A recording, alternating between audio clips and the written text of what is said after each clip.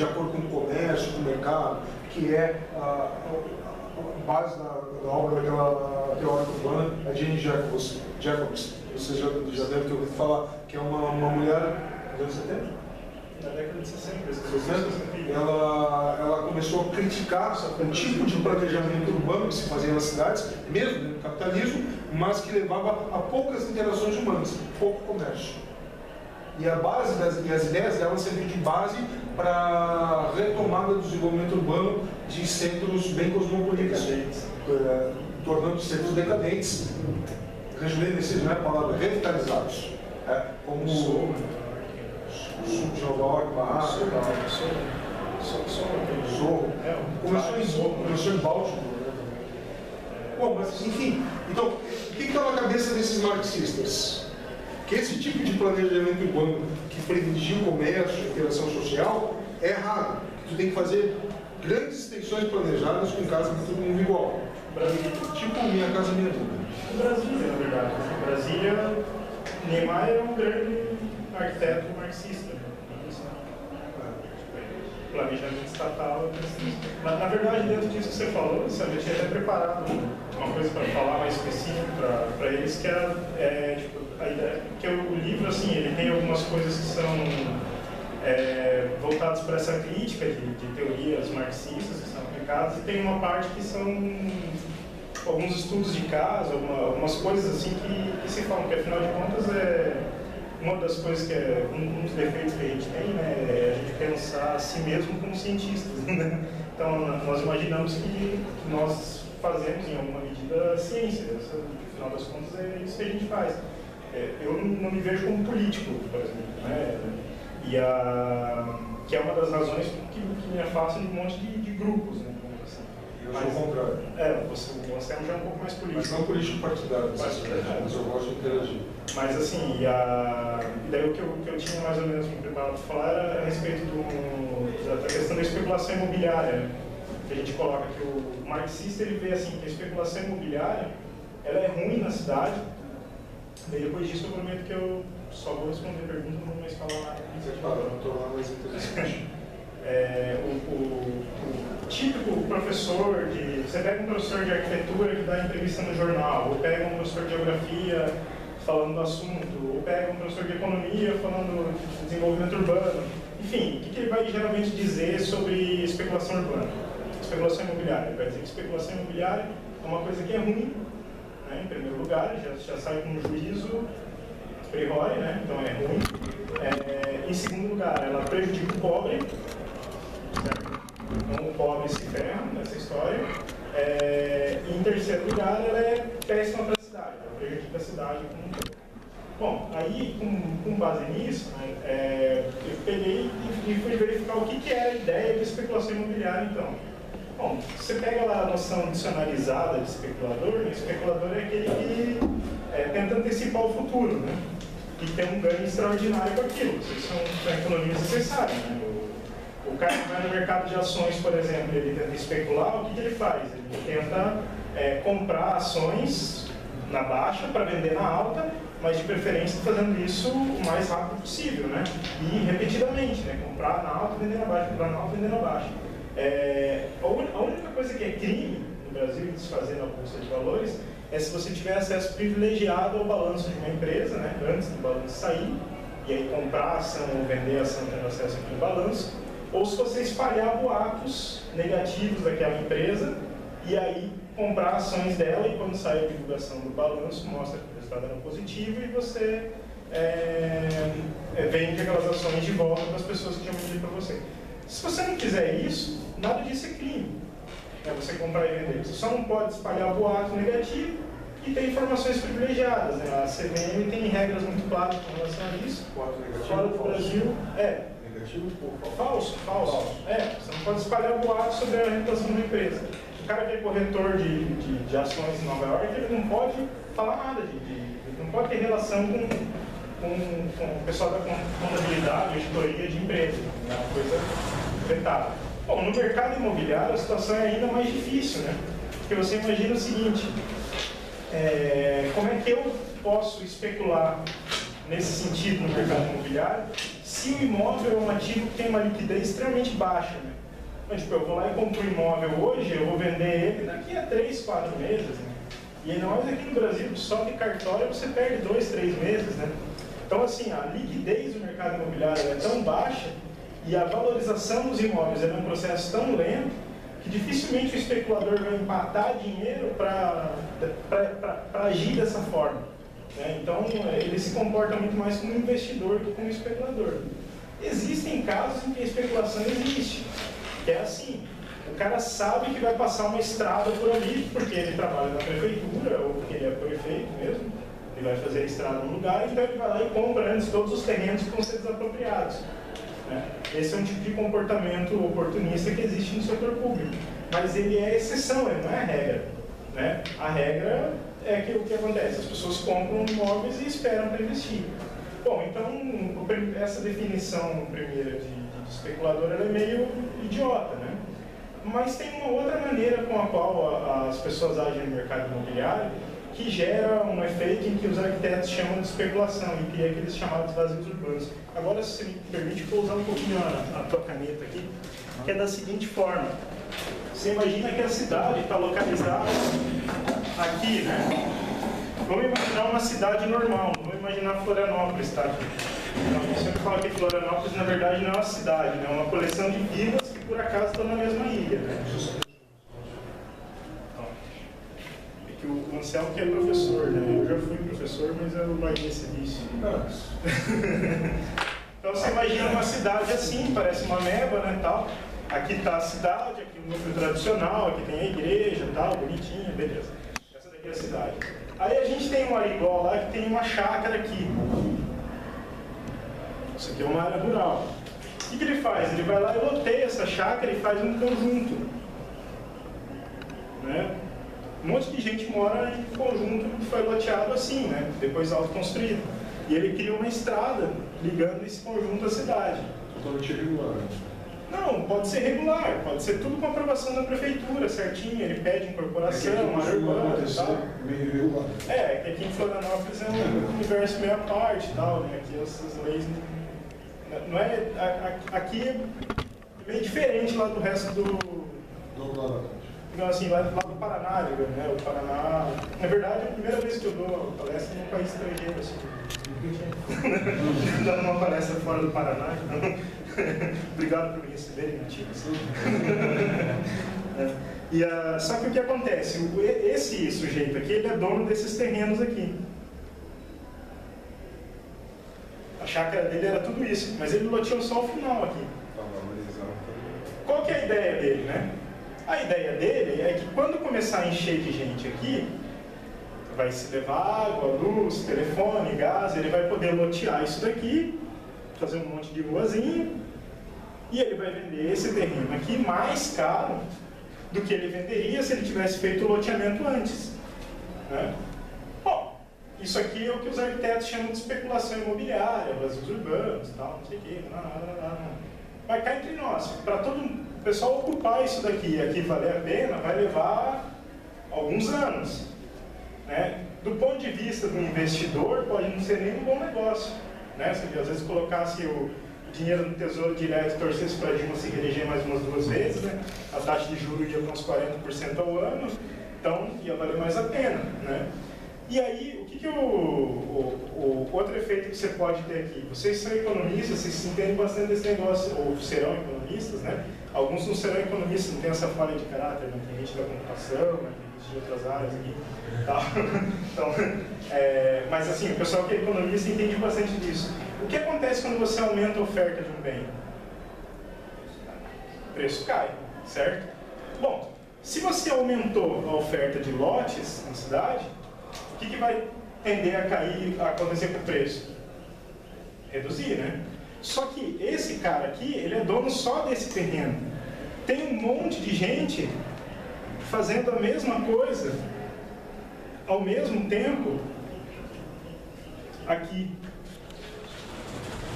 E tem mais gente fazendo a mesma coisa. O cara que estava lá na servidão dele, lá atrás. E o outro que estava lá na servidão dele, lá atrás. Então, no final das contas, qual que é o efeito disso daqui no preço do solo urbano? É de aumentar o preço do solo ou de diminuir? De diminuir, né? Bom, isso aqui, tudo que eu fiz é um esboço teórico, né? Aí falta um exemplo empírico, né? Bom, na verdade, assim, do ponto de vista científico, um cara que eu admiro bastante é o Karl Popper, né? Que ele faz sempre aquela ideia de você pegar e testar as suas ideias, colocá-las à prova, com ficção. Eu montei esse raciocínio teórico e falei, nossa, como eu sou brilhante, né? Vamos ver se agora eu consigo algum jeito de provar isso na prática. Aí eu pensei, como é que eu consigo uma base de dados longa, né? Sobre o preço dos imóveis em Curitiba? Bom, em Curitiba, porque é onde eu vivo, eu sou preguiçoso, é mais fácil de conseguir em Curitiba do que se eu fosse pesquisar em outra cidade, né? E precisava ser uma cidade grande, né? Não podia ser uma cidade pequena, porque senão também cidade pequena em geral não cresce, daí não vale, né? Olha, eu fui pesquisar lá no departamento de geografia, porque o pessoal do departamento de geografia, eles têm péssimas teorias, né? Mas às vezes eles fazem bastante trabalho. Né? E aí eu peguei a tese de uma menina, né? Que ela fez uma dissertação, na verdade, não foi uma tese, ela fez uma dissertação e ela pegou e fez uma dissertação sobre especulação imobiliária, ótimo, né? Usou aquele conceito ridículo, né? Tipo, especulador, um sujeito malandro, um safado, e pegou um dos eixos da cidade que chama Marechal Floriano, o centro, e um outro eixo da cidade, que é o do Cajuru. E ela analisou o crescimento do preço dos imóveis de 1940 a 1970. Essa guria, ela ficou não sei quanto tempo em cartório pesquisando o preço de transferência de imóvel, depois ela corrigiu tudo pelo valor atualizado, ela fez um puta de um trabalho, juntou uma montoeira de dados para chegar à conclusão que a especulação imobiliária era maléfica. Bom, qual que foi a conclusão dela? Foi eu que fiz isso? Não. Você cita as coisas do Foi Deus. Foi Deus. É contenção de energia. Contenção de gás de Mas assim, qual que foi a conclusão que ela chegou? Ela chegou à conclusão de que o preço dos imóveis se valorizou uma taxa de 8,7% no centro da cidade. Beleza? Nesse eixo aqui, ele cresceu a 1,7%. E nesse eixo aqui, o preço dos imóveis cresceu 0,7% ao ano. Esse foi a conclusão da tese dela. Bom, e a renda? A renda na cidade cresceu 20 e poucos por cento ao ano. Não tem o valor exato, que tem até ali no texto que está ali em cima da mesa, tem o valor exato. Né? E a população da cidade cresceu mais do que 6% ao ano. Porque a década de 40 até a década de 70 foi explosão populacional. Se você pega o crescimento da população mais a pressão do crescimento da renda, que à medida que cresce a renda, as pessoas consomem mais espaço, precisa de mais espaço para comércio, mais espaço para indústria. Bom, o certo era que o preço da terra tivesse subido na cidade inteira, né? Teve lugares em que o preço da terra praticamente não subiu. E ela pegou só esses dois eixos. Só que Curitiba não são só esses dois eixos. A Curitiba tem vários outros eixos, em que esse processo ali, que eu tinha descrito naquele outro desenho, ocorreu em todos eles, certo? Então, assim, o especulador imobiliário fez um puta de um trabalho pro pobre, entendeu? E ele fez um trabalho contra ele, certo? Porque cada vez que ele abria um loteamento novo mais longe, né, ele baixava o preço do próprio lote dele, do próprio terreno dele. Né? Então, o Anselmo, de vez em quando, ele vai lá para Curitiba, ele vê que Curitiba é um caminho de rato, né? Você está andando em Curitiba, às vezes tem uma avenidona que você pega assim e fala, oh, beleza, eu estou nessa avenidona, a avenida começa a fazer curva para lá, curva para cá, curva para lá, curva para cá. Por quê? Eles foram unindo um monte de lote de chácara e fazendo as avenidas, né? E juntando aquelas chácaras. Hoje está quase tudo ocupado. Mas esse processo de ocupação começou em a cidade tem 320 anos. 320 menos 2000 e... quanto nós estamos? 2015? Dá uns par de anos, né? Mas vamos pensar... vamos pensar em 1880, mais ou menos, que foi a época que fizeram a ferrovia, né? 1885 inauguraram a ferrovia. 1880, para chegar em 2015, com quase tudo ocupado, vai ser um especulador paciente assim lá no inferno, né? Então, assim, você pega aqui alguns conceitos que o pessoal usa para descrever toda uma realidade, fazer leis de controle de solo, leis de controle urbano, tal, não sei o quê. Quando você pega e faz um teste empírico com os dados que os mesmos cabeça oca que fizeram a teoria produzem, entendeu? Porque o meu sonho um dia, eu não gosto de dar aula, mas às vezes eu queria ser professor universitário só para colocar um monte de aluno de graduação, assim, como escravo, dentro de um cartório, coletando dado de transferência de preço de imóveis, sabe? Para fazer uma pesquisa, assim, e daí todos eles fazendo tesezinhas pré-fabricadas, assim, sabe? Mostrando essas teorias aqui para o comércio, para a indústria, para tal, que o preço dos imóveis, na verdade, cresce menos do que o crescimento da população e da renda. Por quê? Porque os idiotas, os marxistas, não conseguem perceber isso, né?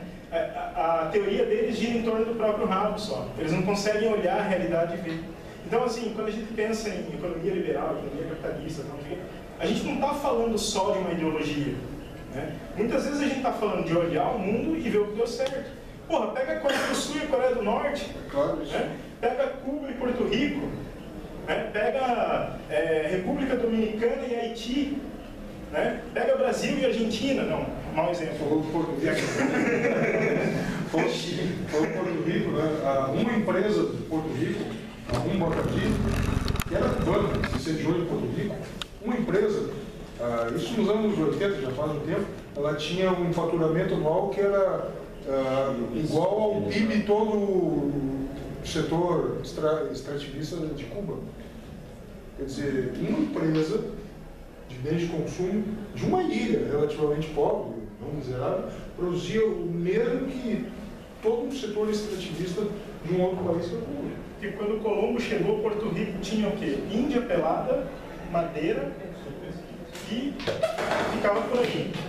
Hoje o que sobrou? Madeira. E só. Ou seja, porque as índias estão tudo vestidas, já não chamam-se mais de índia. Todos os dados que a gente coleta, todos eles apontam para contradizer qualquer conclusão tirada de qualquer campo de conhecimento que tenha base marxista. Até a primeira conclusão do Marx, né, que o país mais industrializado do mundo ia ser o primeiro a fazer a revolução. Fez a revolução foi na Rússia. E, no entanto, se continua fazendo isso, se continua repetindo, mesmo que subliminarmente. Às vezes o cara diz, eu não sou marxista. Quando ele diz assim, muitas vezes ele diz porque ele está pegando o aspecto da projeção utópica de Marx, do comunismo, da sociedade da igualdade. Às vezes ele diz que não é marxista porque ele não acredita mais nisso, né? Ele acredita mais numa social-democracia. Mas todo o método dele analisar a realidade, o chamado materialismo histórico dialético, mesmo como adaptações com algumas modernices, todo o método e toda maneira de raciocinar continua sendo exatamente a mesma. Né? E isso também, o que o Fernando mostrou com essa tese da guria, que os dados contradiziam a conclusão dela? É o que os ingleses chamam de wishful thinking, né? Pensamento desejoso. Ela queria já concluir aquilo de antemão. Os dados mostraram para ela o contrário, mas ela deu um jeito de concluir que a especulação imobiliária era ruim, entendeu? Então, quer dizer, isso está cheio. A geografia, cara, a gente fala dela, porque afinal de contas é o nosso campo de conhecimento. Mas, obviamente, nas redes sociais isso está pleno, cheio, abarrotado, né? Pessoas que concluem coisas que os dados mostram o contrário. E isso explica por que tem tanto pobre nas cidades grandes, né? Porque o preço da terra era baixo, por isso.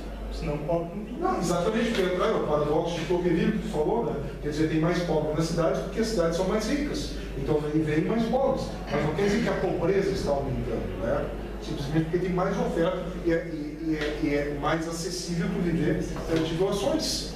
Então parece uma contradição, não é? O pobre não é burro, né? Tipo, o pessoal, eles têm a mania de pensar assim que o pobre, ele é um pobre coitado que é burro, por isso ele precisa da assistência do Estado. Mas se você parar para pensar, o pobre é muito esperto, porque a coisa que ele mais quer fazer é fugir da pobreza. Então você pega no semiárido nordestino, você pega um intelectual marxista e ele fala assim, a gente tem que fixar o homem no campo. O cara quer sair do campo, meu. O cara detesta aquilo lá. O meu avô saiu do campo, meu bisavô saiu do campo em 1910. Tipo, graças a ele eu moro confortavelmente na cidade. Imagine se algum filho da puta tivesse fixado ali no campo. Exatamente. Tava nós até hoje com vergonhosa na barriga lá em um congresso de geografia que fizeram recentemente, Fernando. O título, o tema era Globalização e Resistência. Aí a gente vê os trabalhos, né? Pô, qual era a resistência? Porque ali em Lages eles estão introduzindo a cultura de reflorestamento. Vocês, falei com um deles, né? Por acaso é parente, né? Falei, vocês pesquisaram, fizeram